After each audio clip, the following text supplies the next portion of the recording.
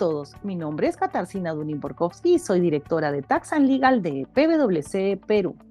Bienvenidos a un episodio más de InFocus, el podcast donde semanalmente desarrollamos las normas y jurisprudencias más importantes en materia tributaria y aduanera y también analizamos las normas legales y noticias más importantes y su impacto en las empresas. En esta semana, el Consejo de Ministros informó que se publicaría un nuevo decreto legislativo en atención a la delegación de las facultades que el Congreso de la República ha concedido al Poder Ejecutivo hasta el 27 de marzo de 2022, referido a modificar las disposiciones sobre el sustento para exigir documentos fehacientes y o de fecha cierta para acreditar que no existe incremento patrimonial no justificado.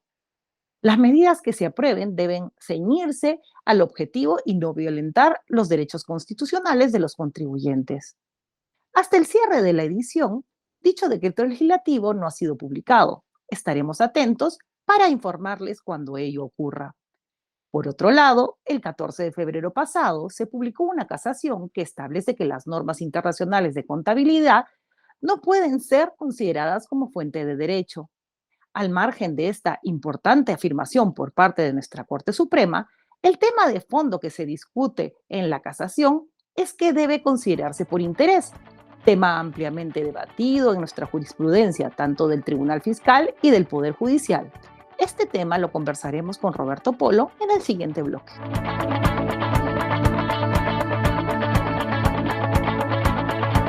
Hola a todos nuestros seguidores. Estamos en una entrega más de InFocus, el podcast tributario de PwC. Como siempre, en esta ocasión estamos junto a Katarzyna Dunin-Borkowski y, bueno, hemos seleccionado un tema para todos nuestros oyentes. Se trata de el concepto de interés, y esto a raíz de una sentencia de casación que, como saben, son emitidas por la Corte Suprema, y esta es la número 4795-2018, que, entre otras cosas, nos ha dicho que las normas contables no son fuente de derecho. El primer tema que me surge a mí como interrogante de esta cuestión es: estas casaciones que son publicadas en el diario oficial, es decir, se presume que todo el mundo las conoce, ¿qué efectos tiene en nuestra jurisprudencia, Kitty?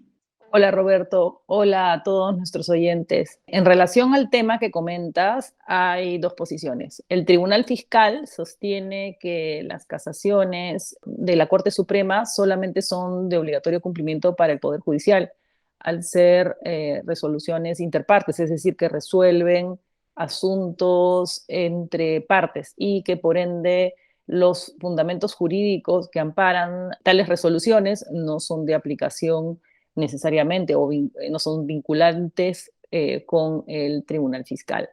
Por otra parte, hay quienes opinamos, y en esa posición yo me adscribo, que el Poder Judicial, siendo un poder del Estado autónomo y que es quien finalmente resuelve todas las controversias en materia tributaria, como en muchísimas otras, en todas en realidad, pero en este caso nos estamos refiriendo al tema tributario, pues yo creería que el Tribunal Fiscal debería seguir los lineamientos del Poder Judicial. Lo cierto es que al día de hoy el Tribunal Fiscal puede tomar la decisión, o de acuerdo a sus criterios, de tomar las posiciones del Poder Judicial o no tomarlas, ¿no? Y así se ha visto en algunos casos, ¿no? En relación, por ejemplo, el tema de los pagos a cuenta, del impuesto a la renta, han señalado, pues, a veces posiciones discrepantes a lo que la Corte Suprema ya venía señalando. De acuerdo, Kitty. Entonces, digamos que ahí tenemos un debate abierto. La línea de interpretativa del Tribunal Fiscal, conforme a la cual estas sentencias publicadas en el diario oficial no los vinculan, y de otra línea tenemos a quienes consideran que sí debería ser también de cumplimiento lo señalado por la Corte Suprema a nivel de los tribunales administrativos, como es el Tribunal Fiscal. ¿Correcto? Correcto, Roberto.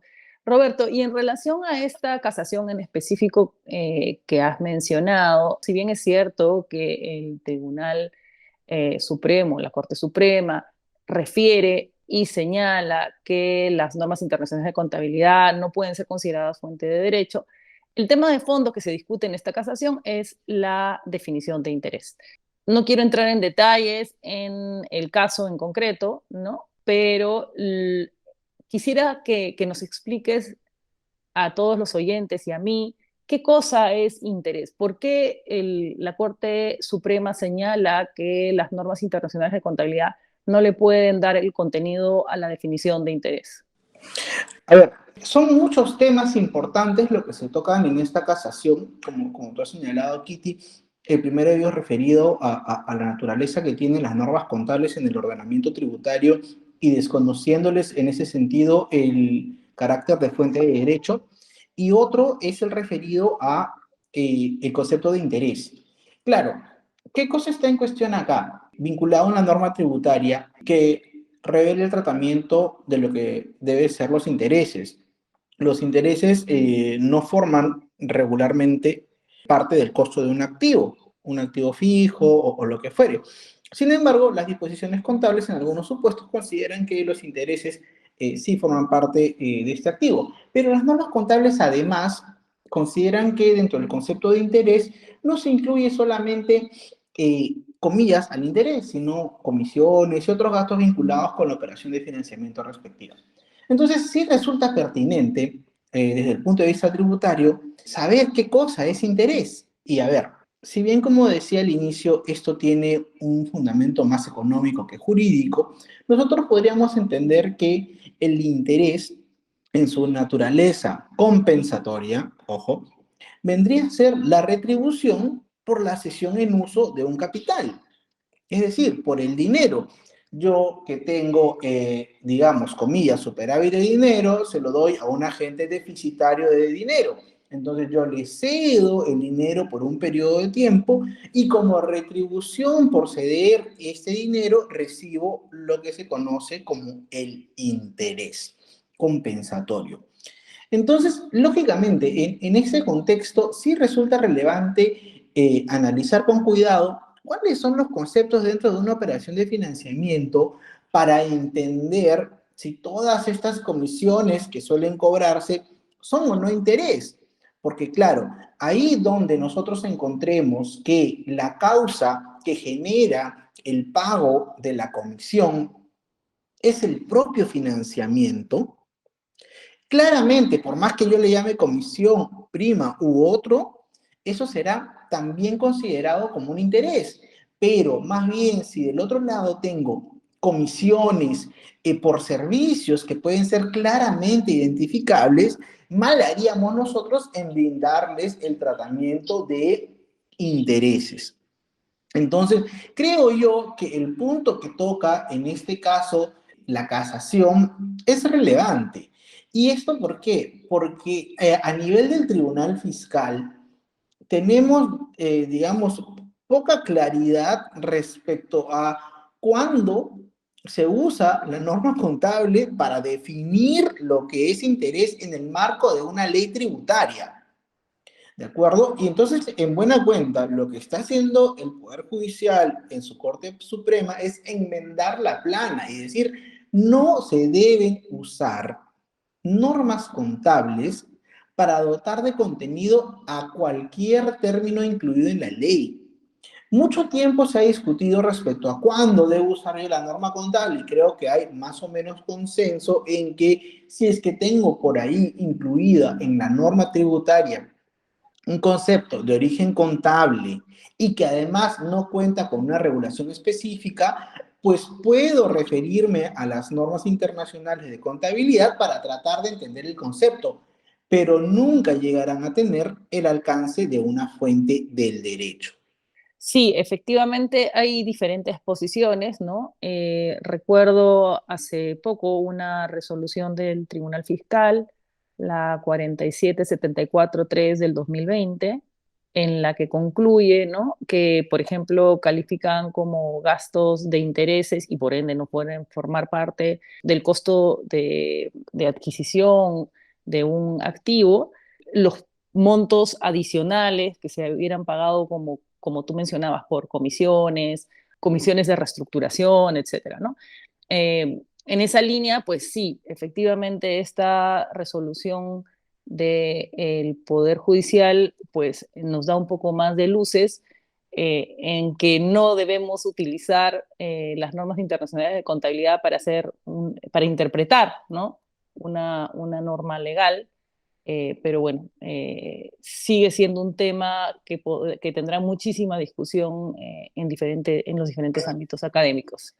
Kitty, Eh, cierto lo que mencionas, y perdón que te corte, hay que tomar en cuenta además dos cosas, que esta casación finalmente declara infundada la pretensión y sí, además que tiene votos singulares también dentro de su propio fallo.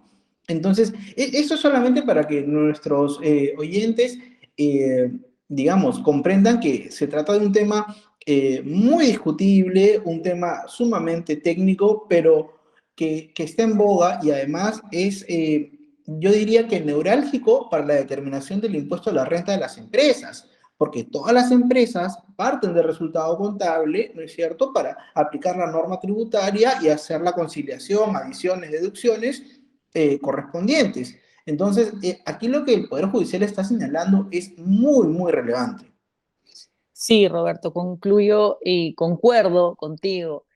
Roberto, solo para terminar, un tema que también está relacionado a los intereses, no a esta casación, pero no sé si recordarás que el año pasado existían las voces que la tasa LIBOR iba a ser derogada, o en todo caso, no derogada es un término legal, nuevamente sí, iba a ser eliminada, ¿no? Y que por ende había una preocupación, dado que en nuestro reglamento de la ley de impuesto a la renta se señala esta tasa dentro de una fórmula como el monto máximo que se puede deducir, perdón, el monto máximo de la tasa que se puede aplicar para aplicar la retención del impuesto a la renta del 4.99 a los no domiciliados que hubieran prestado dinero a empresas peruanas. En relación a esta discusión referida al LIBOR, no sé si podrías darnos algunos alcances. Claramente yo fui uno de los que comentaba hace algún tiempo cuál era, digamos, el efecto de esta tasa LIBOR y lo que está pasando con ella. Solo para digamos, enmarcar la cuestión aquí, la tasa LIBOR es básicamente eso, una tasa de referencia para créditos en un determinado mercado, y sujetos a determinado plazo y en teoría sin garantías. Es una tasa de referencia, así como las tasas que publica la SBS, tenemos la tasa LIBOR que corresponde al mercado londinense, ¿no? Y como tú bien has señalado, esta tasa LIBOR se toma de referencia en nuestro ordenamiento para saber cuánto es lo que yo le puedo pagar como tasa de interés a un sujeto no residente para acceder al beneficio de la tasa del 4.99%. Ahora bien, ¿qué ha pasado con esta tasa LIBOR? Debido a una serie de cuestiones comerciales y políticas, ha caído en descrédito. Y entonces el organismo regulador correspondiente allá del mercado donde se publica ha considerado pertinente dejarla de lado. Es decir, ya no va a ser considerada la tasa de referencia preferente por estos mercados. Se está migrando, hay un plan de migración. Lo que no significa todavía que en rigor la tasa deje de publicarse. A ver, entonces, las ideas claras. Vamos a cambiar, o mejor dicho, el mercado internacional va a cambiar de LIBOR a otras tasas, pero este cambio va a ser gradual. En algún momento seguramente ya no vamos a tener esta tasa y probablemente podríamos tener un problema a nivel local, porque claro, la fórmula legal, como dices tú, es LIBOR más 7 puntos. Oye, si no tengo LIBOR, ¿qué hago? Eh, Exacto. entonces, y aquí yo creo que más allá de las interpretaciones que pudieran haber, que discutíamos, creo, contigo hace unos días, de, claro, pero igual me dice 7 puntos. Entonces, mientras mi crédito no supere 7 puntos, yo sigo dentro del beneficio. Y la otra lectura sería, oye, no, porque son 7 puntos sobre el LIBOR, y si el LIBOR ya no se publica, no puedes aplicar la norma y siempre va a ser 30. Nosotros creo que por una interpretación lógica nos íbamos por la primera línea, pero Hay un punto detrás de todo esto que es lo más relevante, quizás. Cuando esto viene por un decreto supremo del año 2011, donde se incluye al LIBOR para los financiamientos del mercado europeo y del mercado americano. ¿Cuál fue, digamos, el motivo detrás de esta incorporación de la tasa LIBOR como la tasa preferente para calcular la tasa de retención especial?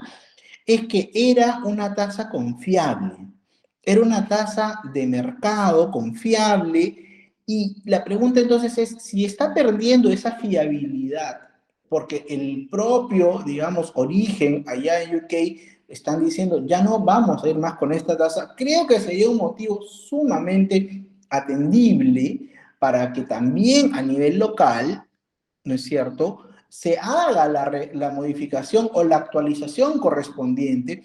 Y si antes el legislador peruano tomó en consideración que la tasa LIBOR era un referente del mercado y hoy el mercado ya no lo considera así, pues debería entonces también preocuparse nuestro legislador de emplear ahora una tasa para la fórmula, ¿no es cierto?, que refleje justamente eso, aceptación en el mercado. Correcto, Roberto. Estaremos atentos a lo que el Ministerio de Economía y Finanzas señala al respecto. Esta fórmula está contenida en el reglamento, por lo cual sería posible modificarla vía decreto supremo, ¿no? En todo caso, presumo que lo harán hacia finales de año, pero sí me parecía importante mencionarlo en atención al contexto del cual conversábamos, porque está relacionado al tema del interés y a un tema que generó muchísima preocupación el año